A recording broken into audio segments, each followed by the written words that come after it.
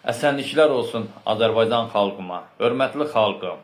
Bildiyiniz kimi Azərbaycan xalqının kasıb təqəbənin yaşadığı yoxsulluq səviyyəsində olduğu üçün dolanışıqlarını bugünün sabaha, bürsü günə çıxartmaq üçün banklardan kredit vasitəsilə, sosial şəbəkədə, onlayn vasitəsilə kreditləri əldə edirlər.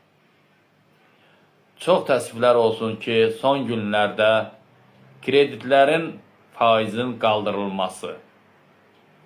Bu, bir xalq olaraq, millət olaraq bizi incidir, narahat edir.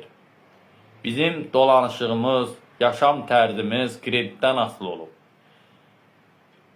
Bütün kasıb təqəbələrin demək olar ki, yaşam tərzi ilə əlaqədar, istədiyini ala bilmədiyi, istədiyini yeyə bilmədiyi, yəni meyvə tərəvəzlə bağlı yaşam tərzinə dolanışıq üçün gündəlik demək olar ki, yol xərcləri, metro, avtobus xərcləri, əsasən rayon yerlərində, kənd yerlərində xəstəsi olanlar müalicə etdirə bilmir, işıq pulun verə bilmir, kənd yerində kasıb təqəbənin, işsiz təqəbənin dağlıq zona, qorxulu, relifdə yaşayan insanlar da 8 qəpikdən, iş adamları da, məmur da 8 qəpikdən pul ödəyir.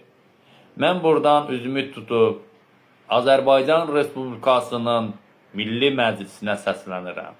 Nazirlər Kabinetinə, Prezident aparatına, Azərbaycan Respublikasının Prezidenti İlham Əliyev cənablarına səslənirəm. Hörmətli Prezident və Mehriban xanım, sizdən artıq dərəcədə xahiş edirəm. Bu xalqın, bu millətin dolanışıq tərzi kreditlə bağlıdır. Kreditin faizini qaldırıblar. Onun bağlılığı nədən ibarətdir? İqtisadiyyatın və yaxud da pensiyaların artırılması ilə. Mən heç kəsə qayda qanun, nəsə hansısa istiqaməti göstərtmirəm. Əgər yanlış olarsa, hər kəsdən, xalqımdan, millətimdən üzr istəyirəm. Mənim sadəcə fikrim nədir?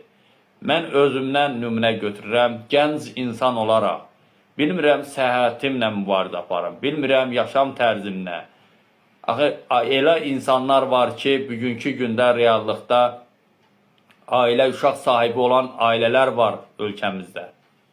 Onların məktəb pulusu var, xərcləri var, geyimləri var, gündə avtobus, yol, yemək, onların lazım olan lavazımatların xərcləri